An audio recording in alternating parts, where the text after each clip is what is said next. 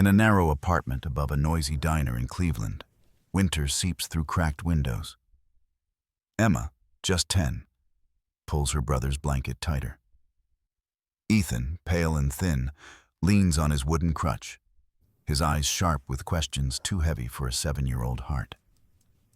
Their mother, Sarah Miller, sits hunched at the kitchen table, still in her nurse's uniform, staring at the envelope that arrived this morning. The letter that would change everything. Outside, a German shepherd named Ranger scratches anxiously at the frozen steps, as if sensing a storm beyond the falling snow. The envelope bears a single name: David Miller, the man who vanished 5 years ago, leaving Sarah with 2 children and no goodbye. Now, from beyond the grave, he has left them a house in the mountains, and perhaps a final apology. The heater rattles, the lights flicker, and Sarah whispers, "Pack your things, kids. We're going." No one yet knows what waits at the end of that icy road. The secrets buried in the house of a vanished man, the dangers beneath the frozen lake, and the true weight of inheriting not just a home, but the unfinished story of a broken family. What do you think is hidden inside that inherited house? Leave your prediction in the comments, and let's uncover the truth together in the next chapters. Winter pressed down on Cleveland, the kind of bitter cold that clung to skin and rattled old windows, filling every crack of the city with a sharp, icy breath.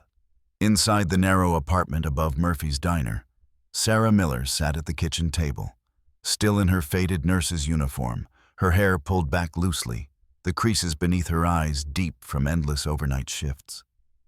She was 34, but the exhaustion etched into her pale face made her look older, as though each year of raising children alone had doubled its weight upon her shoulders. Her hands trembled slightly as she unfolded the letter again, her eyes scanning words she could hardly believe.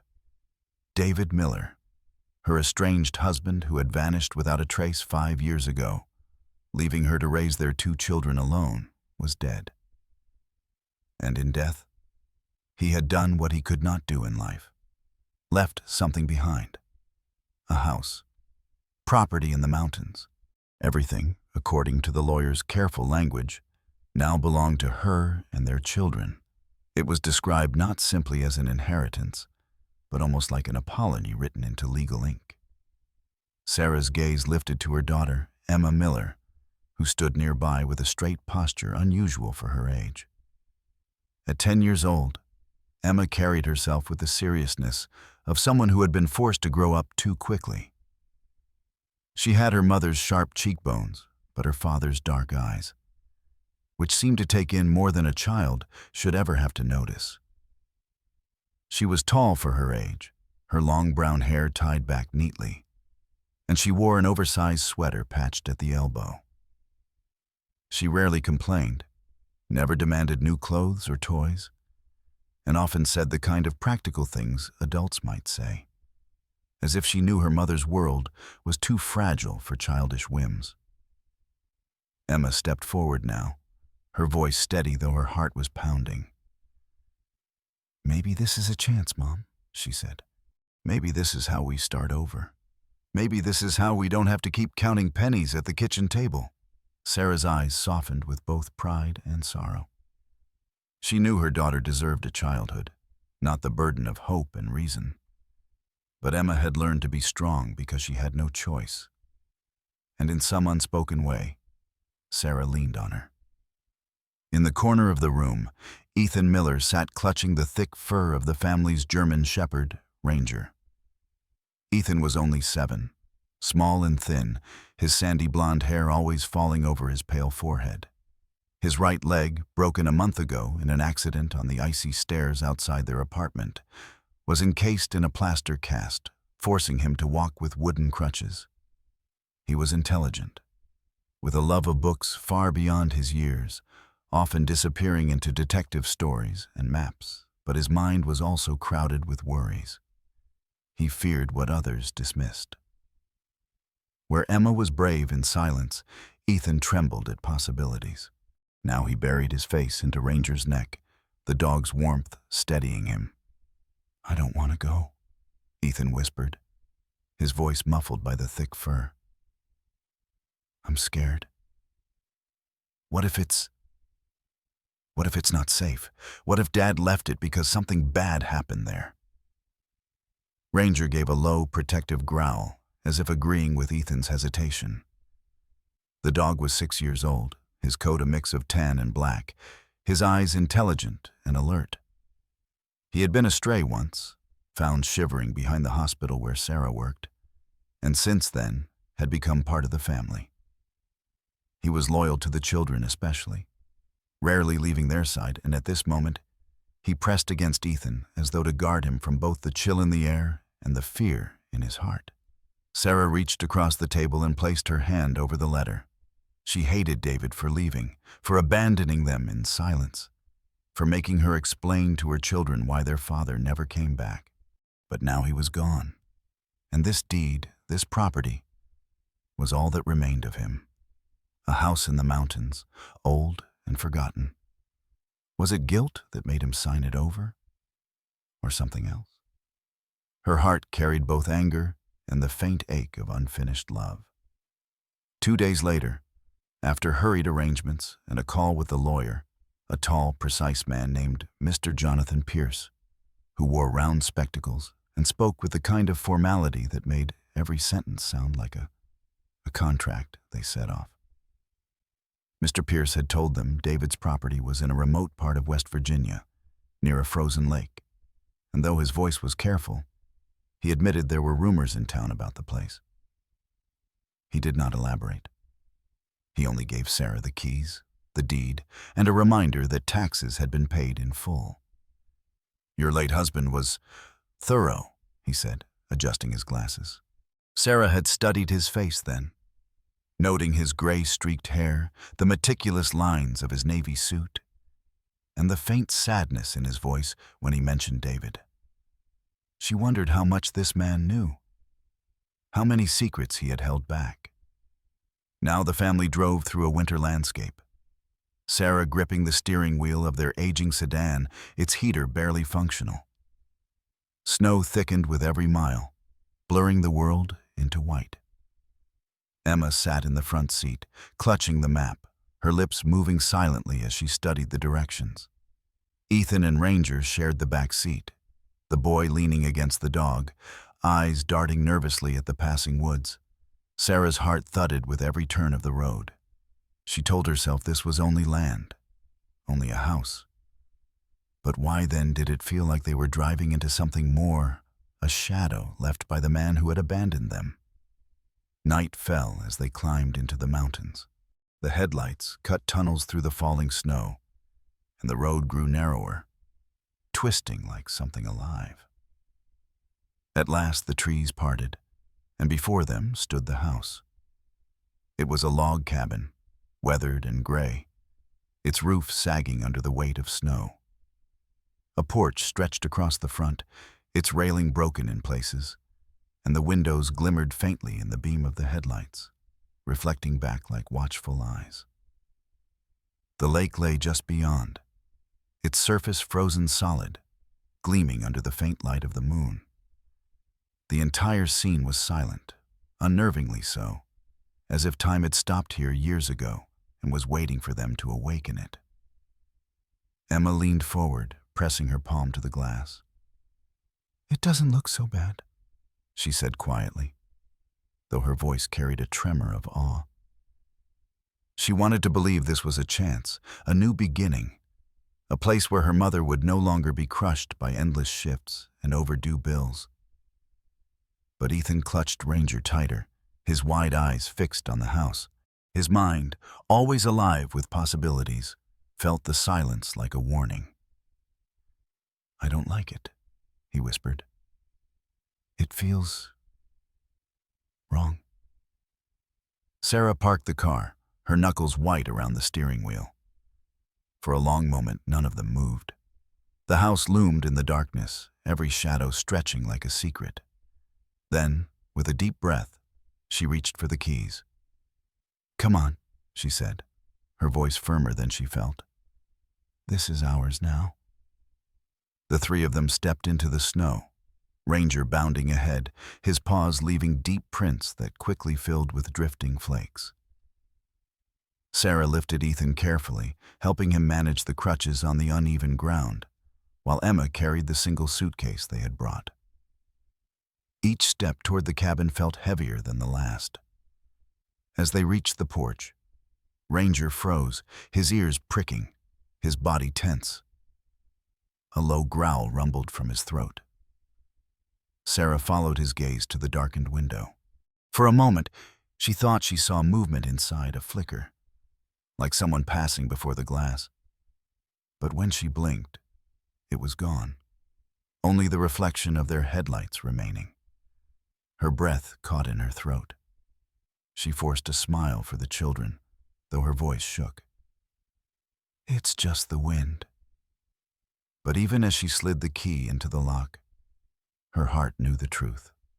The wind does not watch, and empty houses do not breathe.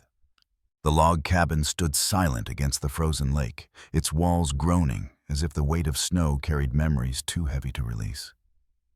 When Sarah Miller turned the key, the old lock gave way with a protesting creak, and the door swung open into a darkness that smelled of wood smoke, dust, and something faintly metallic. For a moment, she hesitated on the threshold, her heart beating hard, aware of the children watching her back. She stepped inside first, her breath visible in the icy air. The house had no heat running. It felt like time itself had been preserved under frost. Emma followed with a determined stride, though her hand clenched the suitcase handle until her knuckles turned white. She had expected emptiness, but what met her eyes was something stranger. The house looked lived in, as if its owner had stepped out yesterday and might walk back in at any moment. A heavy winter coat still hung by the door, its sleeves worn at the cuffs. Boots sat by the rug, lined neatly. On a table near the window, an open book lay face down. Its pages yellowed at the edges, but held open by a small pair of reading glasses. Emma swallowed hard. Her father's presence lingered in every detail.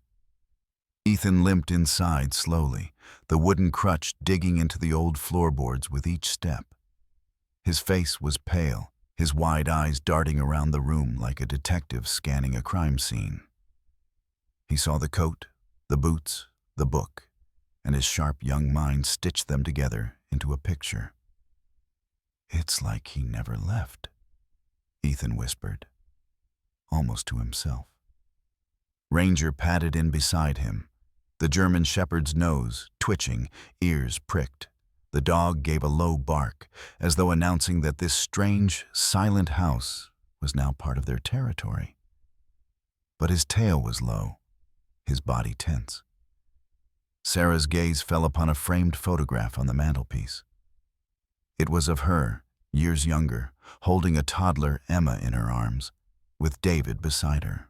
His arm was around her shoulders, his expression proud, his dark hair combed neatly, his smile full but slightly distant, as though part of him already belonged somewhere else. Sarah touched the glass with trembling fingers. The photograph stabbed her heart with old pain. The man who had abandoned them had once stood right here, promising forever. Emma tried to push her feelings down, focusing on helping her mother. She began to move objects carefully, straightening chairs, wiping a thick layer of dust from the dining table. Her small frame carried a kind of adult discipline. She told herself that if she kept busy, she wouldn't cry. "Mom," she said firmly, "we should light the fireplace. It'll help warm things up." Sarah nodded, grateful for Emma's steady hand. Meanwhile, Ethan had begun his exploration. He moved slowly, crutch scraping, eyes alert. Each corner of the cabin seemed to call him. The walls were lined with shelves filled with books, geology, mining, Civil War histories. Ethan ran his hand along the spines, feeling the dust coat his fingertips, and noticed a small wooden desk tucked into the corner. Papers were stacked in uneven piles, notes written in handwriting that was both familiar and foreign. He lowered himself carefully into the chair, his legs stretched stiffly out to the side, and began to sift through the papers. Ranger settled at his feet, watchful. Sarah busied herself in the kitchen, opening cupboards to find them stocked with old tins and glass jars. She wondered if David had lived here secretly, even after he left them. The thought tightened her chest. Why had he vanished if he still had food stocked here? She shook her head, forcing her thoughts to stay focused on the children. Emma dragged a chair toward the fireplace and set about arranging kindling. The flint box was still there on the mantel. When the fire finally caught, warmth began to pulse into the room, the shadows retreating from the flickering light. She looked at her mother, who seemed smaller in this house, caught between grief and anger. "We'll be okay, Mom," Emma whispered, as much for herself as for Sarah. At the desk, Ethan's eyes widened as he uncovered something beneath a pile of maps. It was a leather-bound book, the edges cracked with age. The cover had initials pressed faintly into it. D.M. His breath caught his father's handwriting. He opened the book with care, each page covered in dense, hurried script. At first the entries were mundane, notes about repairs, about weather, about the loneliness of mountain winters. But then, halfway through, the words shifted into something else. Ethan's lips moved as he read quietly. Accounts of a shipment lost near the lake, buried hastily during the winter of 1883, never recovered. They said it was Confederate gold. But whispers grew darker. Accidents, missing men, rumors of curses. If the stories are true, the lake guards more than just ice. Ethan's heart raced. "Mom," he called, his voice urgent. Sarah turned from the kitchen, alarm flashing in her tired eyes. Ethan held up the journal, his small hands shaking. "It talks about treasure. Buried treasure. And danger. Dad wrote about something hidden near the lake." Sarah froze, staring at the journal. Her instinct was to dismiss it as the fantasy of a lonely man. But the fear in Ethan's eyes, the strange weight of the words, pressed into her. Emma came closer, peering over her brother's shoulder. She read a line aloud, her voice firm though her chest tightened. "They told me to leave it alone, but I couldn't. The Hollow keeps its secrets, but I know I'm close. If I don't write again, it means they were right about the danger." The fire popped in the silence that followed. Sarah's thoughts raced. Was this why David had lived here in secret? Had he been chasing legends instead of his family? She clenched her fists, torn between fury and sorrow. Yet something deeper stirred an unease that this was not just a story. Ranger suddenly rose, hackles stiff, and padded toward the window overlooking the lake. His ears twitched, his growl low and steady. Ethan's grip tightened on the journal. "He hears something," Ethan whispered. "Someone's out there." Sarah and Emma moved to the window. The night outside was a blur of white, the lake frozen under moonlight. But there, just beyond the tree line, a shadow shifted. Too solid to be wind, too purposeful to be an illusion. Sarah felt her blood run cold.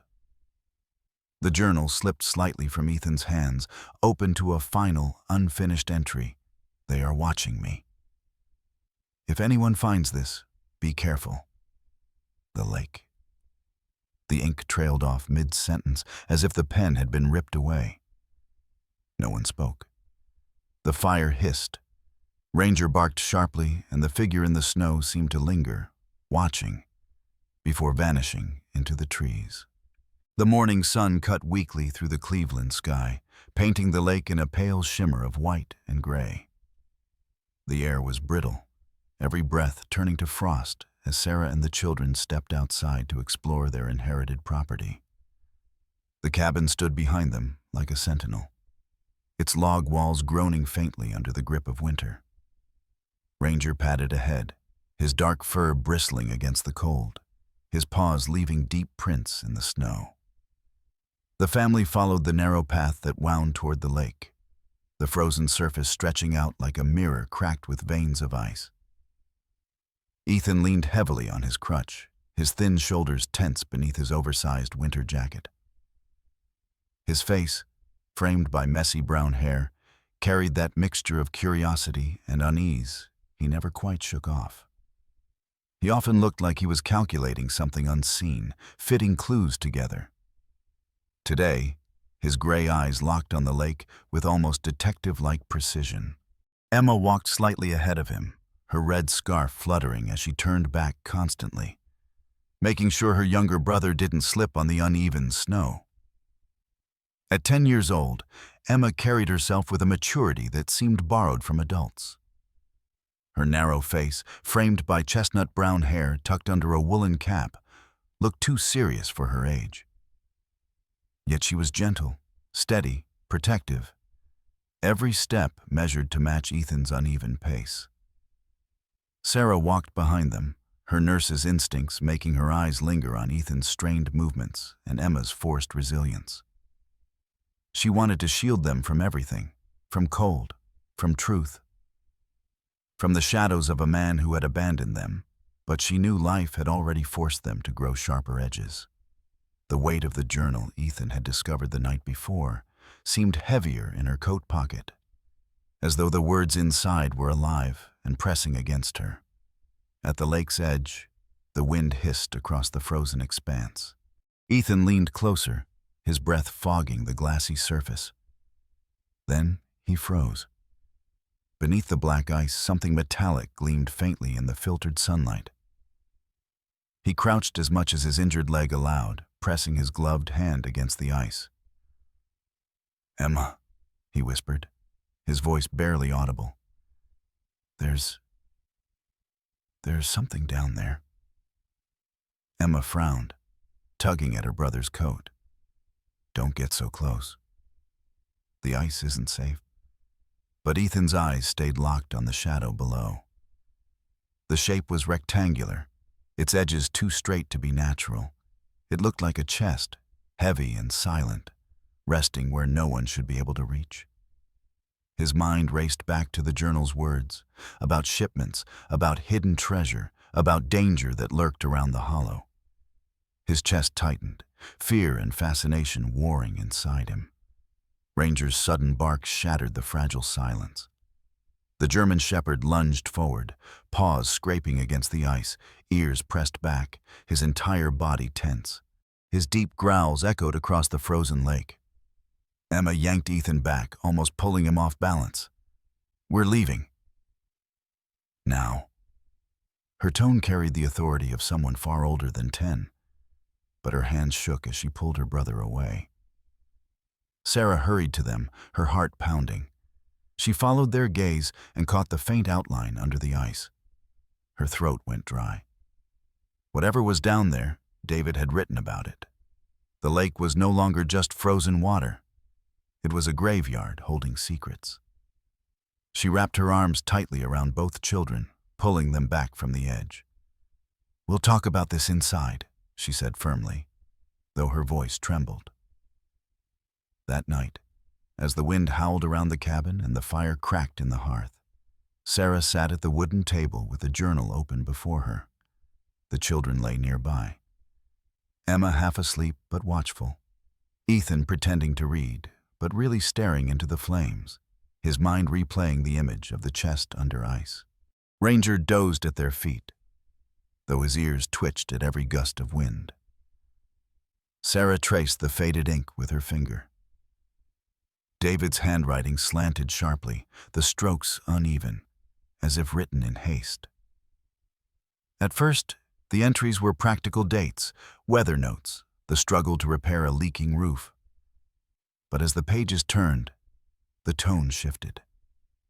His words grew frantic, sentences fragmented. The lake. It holds what men were never meant to keep. Not just gold, not just history. There is a curse in it. The hollow remembers blood. Sarah's stomach clenched. She read further. I hear them at night. Whispers outside the cabin, footsteps crunching in snow. I thought it was just the wind. But Ranger knows. He growls when they come. Something old watches through the trees. If I don't stop, it will take me like it took the others.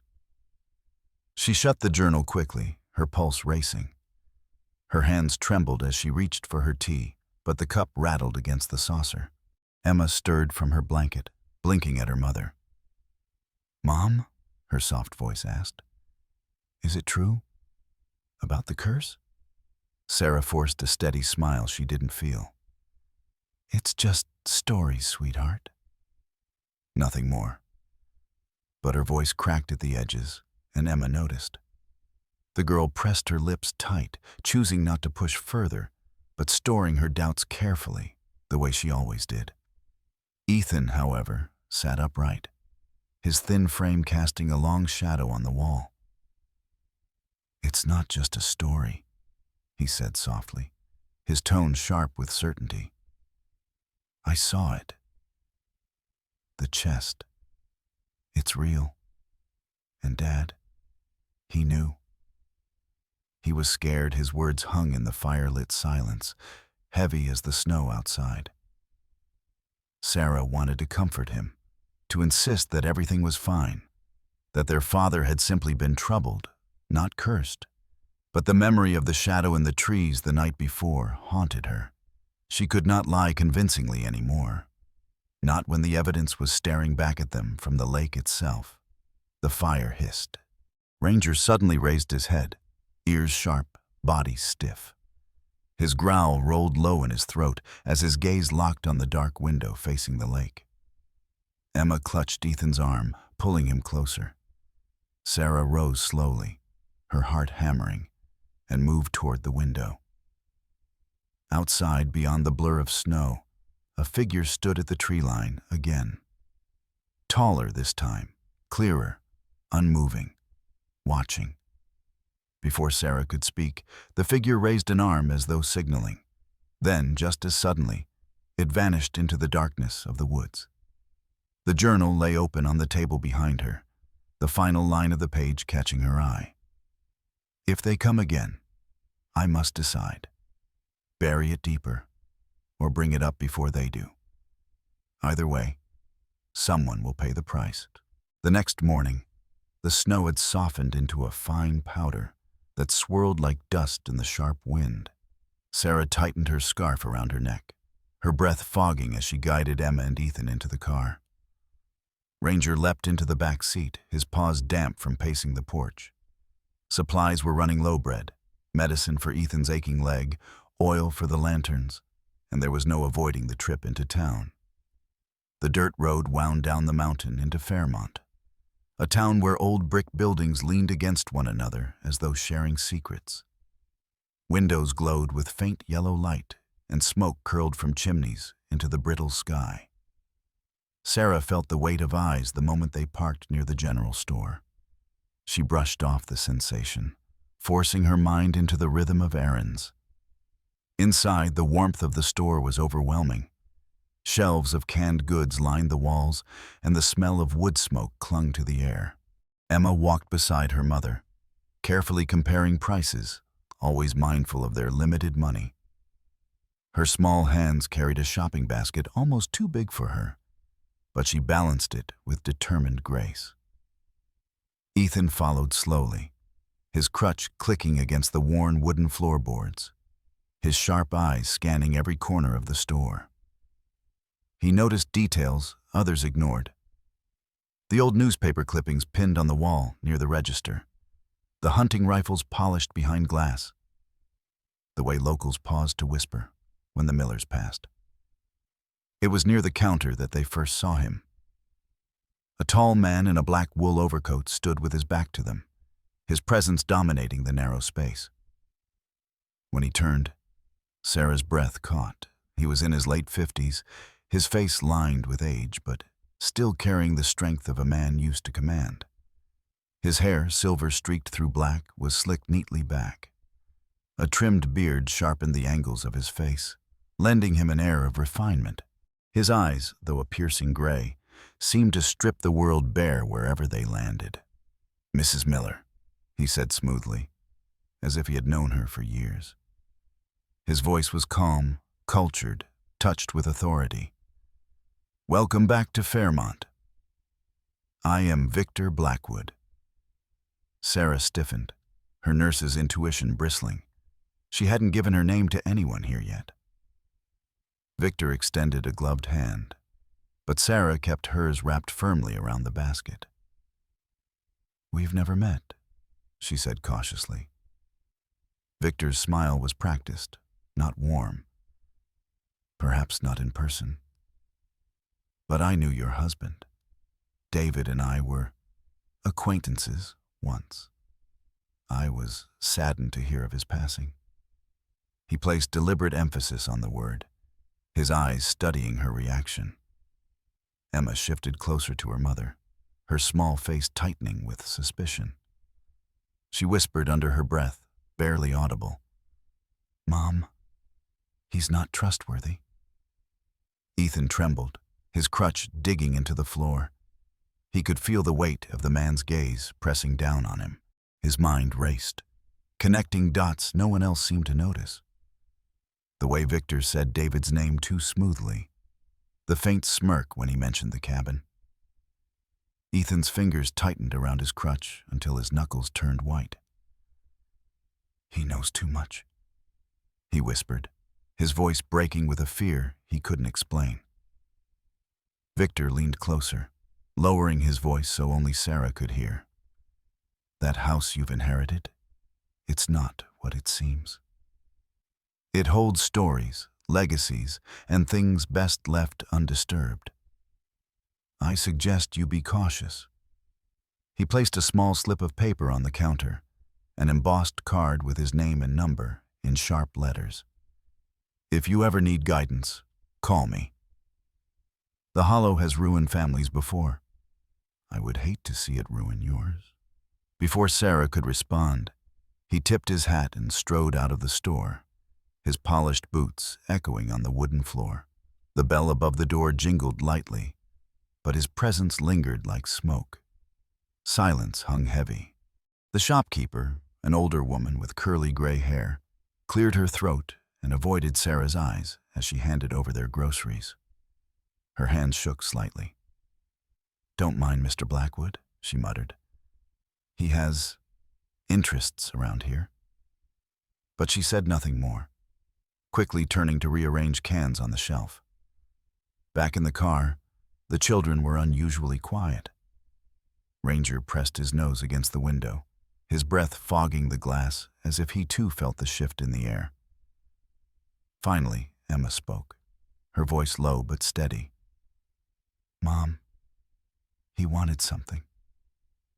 I could tell Sarah gripped the steering wheel, her knuckles pale. She forced calm into her voice for the children's sake. "We don't know what he wants. But we're not going to trust a man like that." Still, her chest tightened with unease.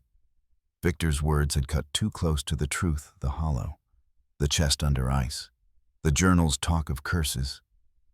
How much did he really know? That night, after the children had gone to bed, Sarah sat by the fire with the journal in her lap. The flames flickered across her tired face. She reread passages David had written about strangers lurking near the lake, about men searching for something buried. Could Victor have been one of them? Her heart ached with a mixture of anger and grief. David had abandoned her, but perhaps he had been running from something darker than she ever realized. From the loft above, Ethan's voice broke the silence. "Mom?" His tone trembled. Sarah looked up to see him standing on the stairs, crutch under one arm, his small face pale in the firelight. "I had a dream about the man. The one from the store. He was at the lake. He had a shovel. And he wasn't alone. Sarah's breath caught. She wanted to dismiss it as a nightmare, but Ethan's eyes carried the weight of certainty. The boy had always sensed things before others noticed the weather, people's moods, even sickness. She shivered despite the fire. "Go back to sleep, honey. It's just your imagination." But as she closed the journal and stared into the fire, Sarah knew deep down that her son's fear was not unfounded. Snow fell silently over the cabin, muffling every sound, as if the world itself held its breath. The lake shimmered under the pale moonlight, its frozen surface cracked with veins of ice that looked like scars. Inside the cabin, warmth flickered from the fireplace. But Sarah sat rigid in the rocking chair, the journal open on her lap. Emma slept curled in a blanket on the couch, her chest rising and falling steadily, while Ranger rested at her feet, ears twitching at every gust of wind. Upstairs, Ethan tossed and turned in his bed, his face pale with sweat, murmuring fragments of words that Sarah could not hear. Ethan's dream carried him far from the small bed beneath the eaves. He was standing on the edge of the same lake, but it was no longer frozen. The year was long past, he knew it instinctively. Men in rough coats and wide-brimmed hats shouted at one another, their lanterns casting frantic light over the water's edge. Their boots dug trenches in the wet earth as they heaved a heavy metal chest into a pit freshly carved from the ground. The chest clanged against the shovel as it fell, and one man cursed in a thick accent. The night air split with the crack of gunfire. Ethan flinched as one of the men staggered, blood blooming across his chest. More shots followed, cries of betrayal and desperation echoing. The boy tried to scream, but the sound never left his throat. All he could do was watch as the survivors kicked dirt over the chest, their faces twisted in fear, their voices muttering about federal men and no time. Ethan awoke with a gasp, gripping the sheets so tightly his knuckles ached. His chest heaved as if he had been the one running and digging. The lantern in his room flickered, casting uneasy shadows. For a long moment he sat frozen, the echo of gunfire still ringing in his ears. He could still smell the iron tang of blood and the wet earth clinging to his shoes, though he hadn't left his bed. The next morning, Sarah found him at the kitchen table, pale and exhausted. His crutch leaned against the chair, untouched, as he traced a map from the journal with trembling fingers. "It's here," he whispered, when his mother sat beside him. His finger landed on a spot near the north shore of the lake, just beyond the crooked oak that bent like an old man toward the water. "That's where they buried it. I saw it." Sarah stared at him, her heart heavy with worry. "Ethan, it was a dream. You're tired, and your mind is—" "No," he interrupted, his voice cracking but firm. His blue eyes, so much like David's, burned with intensity. "It wasn't just a dream. I saw their faces, heard their voices. They were hiding something. And it's still there, Emma, still pulling on her coat, froze in the doorway." At 10 years old, she had learned to trust her brother's strange instincts. She remembered how he had predicted storms before the radio, how he had known their neighbor's illness before doctors confirmed it, slowly. She walked to the table and placed a hand on his shoulder. "I believe him," she said softly. "Ethan doesn't lie about these things." Sarah looked between her two children. Emma's dark hair fell across her determined face, her brown eyes steady with a maturity beyond her years. Ethan's small hands shook but never left the map, as if the paper itself was a lifeline. Sarah's throat tightened. For years she had tried to shield them from burdens too heavy for children, but perhaps there was no shielding them from this place. That afternoon, Emma insisted they go to the Crooked Oak. She carried Ethan's crutch as they made their way down the snowy path, Ranger bounding ahead, his bark echoing across the ice. Ethan hobbled beside her, each step careful but resolute. When they reached the oak, the boy stopped. His breath puffed in the cold air as he pointed to the ground. "It's here. Right here." The snow was disturbed only by Ranger's paw prints, yet Ethan seemed certain. He pressed his hand to the frozen soil, his eyes closed. "I can feel it," he whispered. Sarah crouched beside him, brushing snow away with her gloved hand. The earth was hard, unyielding, but something about the place sent a shiver up her spine. She rose quickly, scanning the woods. "We shouldn't linger. Not with him out there." She didn't say Victor's name, but Emma knew. That evening, as the wind howled around the cabin, Sarah returned to the journal. She turned to the page Ethan had marked and found a sketch David had made of the same crooked oak. In jagged handwriting, David had written, "North Shore. Dangerous ground. If they find it, everything is lost." The words cut deep. David had known.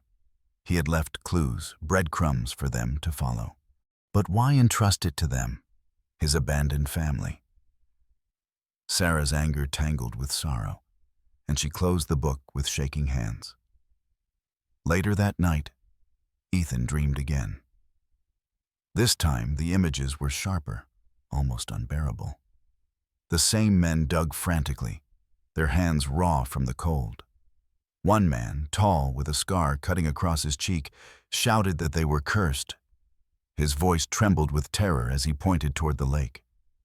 Ethan followed his gaze and saw a figure standing in the water. A shadowy presence, neither man nor beast, watching. The dream ended in chaos.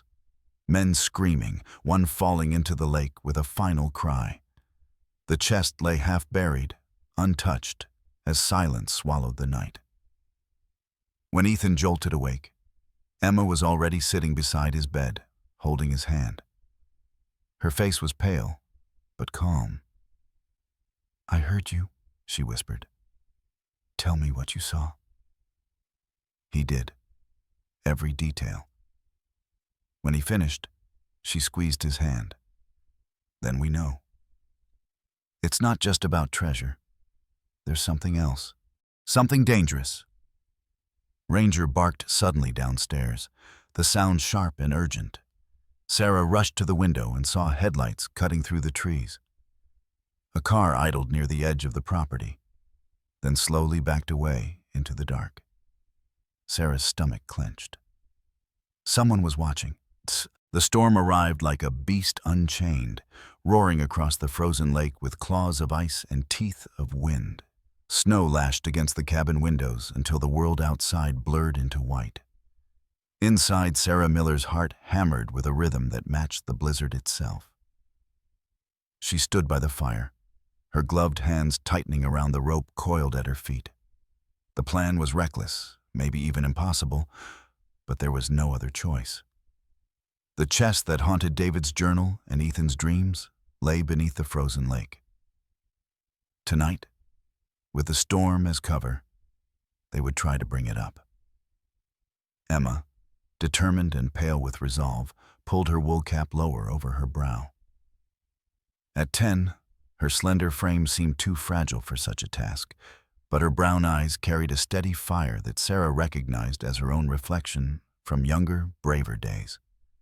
"We can't wait," she whispered, her voice trembling less from fear than from urgency.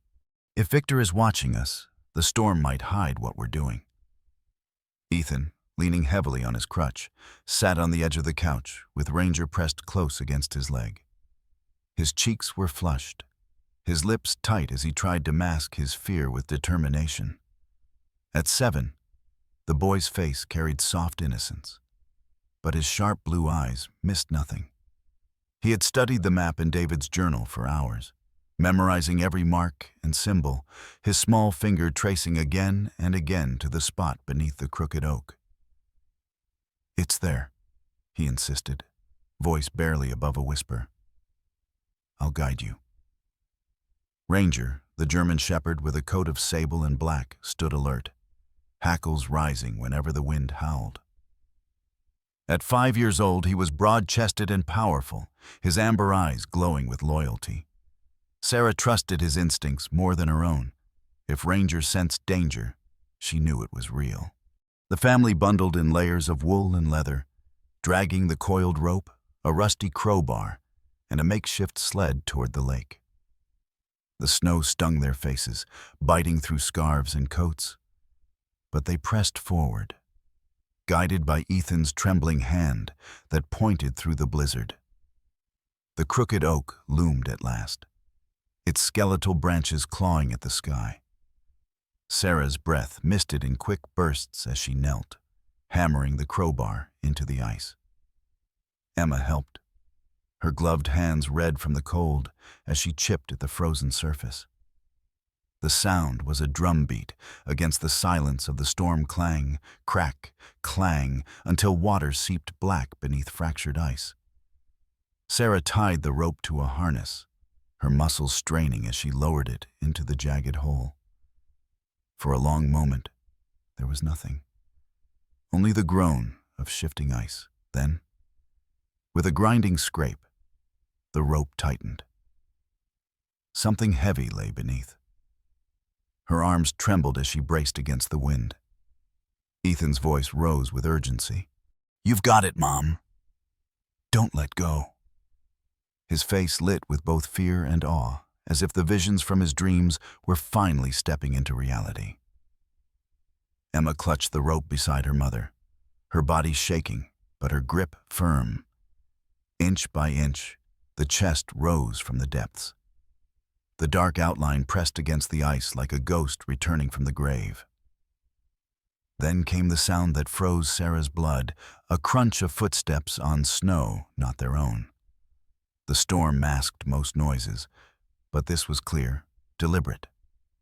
From the trees, a beam of light cut through the blizzard.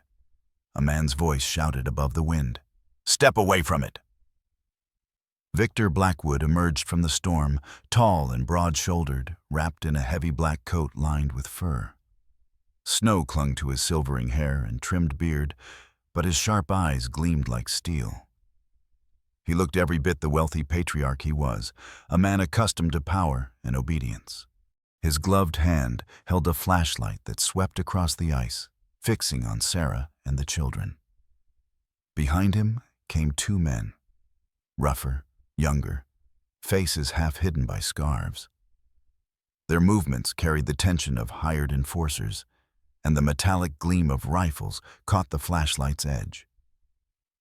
Emma gasped, instinctively pulling Ethan closer.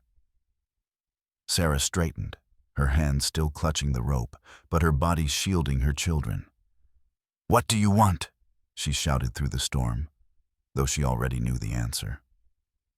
Victor's smile was thin, cold. "What belongs to me? That chest does not belong to you, Mrs. Miller. My family's claim goes back generations. Hand it over, and you and your children walk away safe." Ranger growled, teeth bared, his body a wall between the family and the intruders. His bark broke like thunder against the howl of the wind, and for a heartbeat, the mercenaries shifted uneasily. Ethan clutched Emma's sleeve, whispering, "It's him, the man from the dreams." His wide eyes locked on Victor, trembling with recognition. Emma squeezed his hand, though her own heart raced. Sarah's voice shook, but not from fear. This was David's. "He left it to us. You have no right." Victor took a slow step forward, his boots crunching the ice. The flashlight beam swung back to the rope, where the chest gleamed beneath the jagged hole. "I have every right. David stole from me, stole information, stole years of my search. You think his little apology letter erases that? The treasure is mine." His tone hardened as he raised a hand to his men. "Take it." The mercenaries moved forward, rifles slung, flashlights cutting harsh beams across the snow. Emma cried out, "Stay away!" But her small voice was nearly swallowed by the blizzard. Sarah gritted her teeth and pulled on the rope with desperate strength, the chest rising higher through the cracking ice. Ranger lunged, his body a blur of muscle and fury as he leapt toward the nearest man. The mercenary stumbled back with a shout, his rifle clattering onto the snow as teeth snapped inches from his arm. The second man swung his light wildly, but Ranger turned on him, growling deep in his throat, forcing both back. Emma screamed for help, her voice carrying into the storm. Ethan clung to her, shaking, his crutch fallen into the snow. His eyes darted between the rope and Victor's looming shadow, his breath fast and shallow. Victor's expression twisted with frustration. He drew a pistol from beneath his coat, the silver barrel glinting in the light. The beam of his flashlight pinned Sarah in its glare. "Last chance," he barked. The chest broke the surface then, dripping water, its rusted edges scraping across the jagged ice. Sarah and Emma strained, pulling it onto the sled, their bodies trembling with exhaustion and terror. Victor's flashlight fixed on them, the glare blinding. Snow whipped around like ghosts in the beam. In that blinding light, the scene froze in time. The family, the chest, Ranger snarling, Victor's pistol raised. And then, through the storm, another light appeared, red and blue, flashing faintly against the swirling snow. The wail of a siren pierced the blizzard. The storm had not fully cleared when the wail of sirens broke through the night. Red and blue lights slashed across the snow-swept trees, reflecting off the frozen lake like restless spirits. Sarah Miller stood with her children pressed close to her sides, her breath rising in white clouds. The heavy chest, half buried in snow and ice, gleamed faintly under the beams of the deputies' flashlights. Ranger, the German shepherd with thick sable and black fur now dusted with frost, stood guard beside them, his ears pricked and body tense as though still expecting danger. Sheriff Tom Bradley was the first to step into the clearing. He was a man in his 50s, broad-shouldered with a lined face that bore both authority and weariness. His dark eyes had the steady calm of someone who had seen too many conflicts among mountain families. His thick mustache was flecked with gray, and the deep creases around his mouth told of years spent mediating between men who thought violence was the only solution. Tonight, though, there was no mistaking the concern in his gaze as he looked at Sarah and her children. "Everyone safe here?" he asked, his voice low but carrying through the biting wind. Sarah nodded, her lips trembling. "Victor Blackwood and his men, they came armed. But they're gone now. They wanted this," she gestured toward the chest. Sheriff Bradley's deputies, two younger men in their 30s with lean builds and weather-reddened faces, moved carefully to secure the area. One, Deputy Carl Henson, was tall and rangy, with a quick, sharp glance that darted between the family and the shadows beyond the tree line. The other, Deputy Luis Ortega, shorter and sturdier with olive-toned skin and a trimmed beard, carried himself with quiet caution, as if measuring the danger that might still linger. Emma, just 10, clung tightly to her brother's hand. She was tall for her age, her dark blonde hair escaping from under her knitted hat, her blue-gray eyes wide but steady. She had grown too fast, Sarah thought, not in height but in spirit, carrying burdens heavier than any child should. Emma's gaze flickered to the deputies, to the sheriff, and back to her mother, as though reading the unspoken signals of adults to decide if they could be trusted. Ethan, pale and thin, leaned heavily on his wooden crutch. His brown hair fell across his forehead, and his anxious eyes moved constantly, studying every detail, the placement of boots in the snow, the glint of metal on a deputy's belt, the way the lake seemed to hide more than it revealed. He trembled, though not entirely from the cold. With a firm nod, Sheriff Bradley motioned toward the chest. "Let's get this thing open. See what we're dealing with." Deputy Ortega knelt, brushing ice away from the corroded hinges, while Carl positioned his flashlight. With a groaning protest of metal, the chest's lid lifted. The air seemed to still, as if the frozen lake itself leaned closer to witness. Inside, nestled among oiled canvas and faded cloth, lay stacks of gold coins, tarnished but unmistakable, alongside bullion bars dull with age. Leather-bound journals and official-looking documents rested on top, their pages yellowed but intact. But what drew Sarah's eyes was not the glitter of wealth. It was a sealed envelope resting on top of the hoard. Her breath caught as she reached for it. The handwriting on the envelope was painfully familiar. Firm strokes softened by time, the same script that had once signed birthday cards and scrawled grocery lists. Her hands shook as she broke the seal. The children crowded close, Ranger pressing against Sarah's leg as if anchoring her. The letter unfolded with a whisper.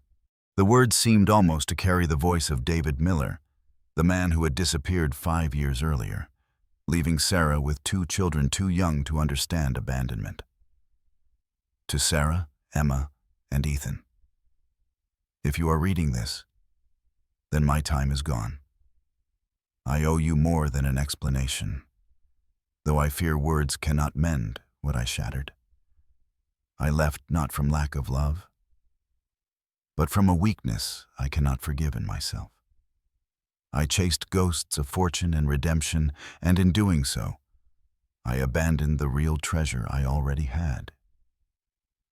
This house, this land, and what lies within this chest, I leave to you as my final attempt at apology. The gold may buy you security, but may the truth remind you that you were always my true inheritance. I am sorry. Forgive me if you can. Sarah pressed the letter to her chest. Tears blurred her vision. Emma leaned against her mother, silent but strong, while Ethan stared down at the signature, his small hand brushing over it, as though he could summon the father he had barely known. Sheriff Bradley cleared his throat. His voice softened. This here, it's more than just a treasure. These documents, if they're authentic, could rewrite local history. The county and the museums will want a say. Sarah lifted her chin, the letter clutched firmly in her hand. Then let them. This gold, it doesn't belong locked away in the greed of men like Victor Blackwood. It should serve as truth, as remembrance.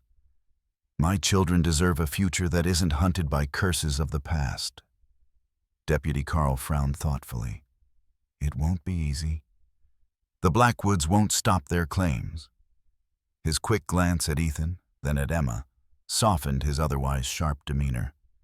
But you've got the law on your side now, and we'll stand by it. That night stretched into morning as officials cataloged the contents, photographing and sealing evidence. Ranger never strayed far, his amber eyes following every movement, hackles rising whenever the deputies handled the chest. To him, the treasure was not coins or documents. It was a threat he could not understand, but instinctively guarded against. By dawn, Sarah had made her decision. At the sheriff's urging, she arranged for much of the treasure, particularly the historical documents and journals, to be transferred under protection to the State Museum.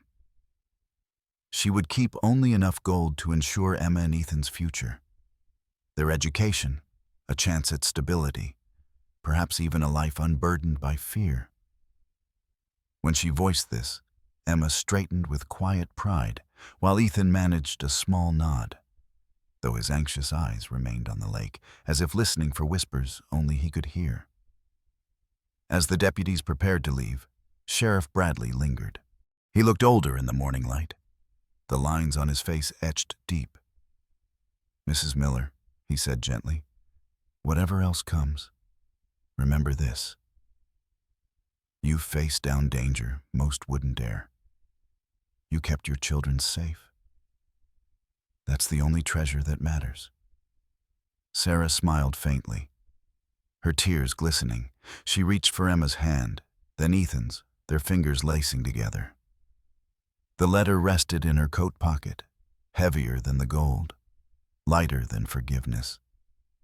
She whispered, half to herself, half to the wind, "The real treasure is right here." We're still together. The snow swirled as they stood on the lake's edge, Ranger lifting his muzzle to the sky, barking once as though sealing the vow. Beyond the drifting flakes, the chest lay sealed in official custody, its contents bound for history. But for Sarah, Emma, Ethan, and Ranger, the true story was already written in survival, in forgiveness, and in the fragile hope of tomorrow. In the quiet days that followed, the cabin no longer felt like a prison of secrets, but a shelter of grace.